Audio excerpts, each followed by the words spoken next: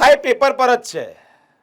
કઈ વાત કરું છું કે ગાંધીના ગુજરાતમાં દારૂબંધી, ગાંધીના ગુજરાતમાં નશાબંધી.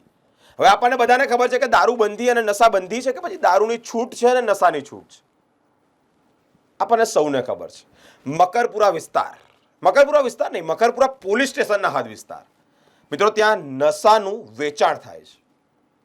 ગુજરાતમાં બધી બાબતે પ્રતિબંધ છે, નશાનો, દારૂનો, માદક પદાર્થોનો, પરંતુ વેચાઈ રહ્યો છે અને એ પણ પોલીસ સ્ટેશનના હદ વિસ્તારમાં. મકરપુરા પોલીસ સ્ટેશનના હદ વિસ્તારમાં નશાનું વેચાણ થાય છે. કોના ઈશારે થાય છે? કોણ રોકટોક નથી કરતું? કોના કહેવાથી બધું થઈ રહ્યું છે?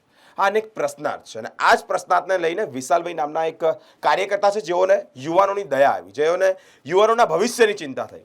તેઓ પોલીસ કમિશનરશ્રીને એક આવેદનપત્ર આપવા માટે પહોંચ્યા છે.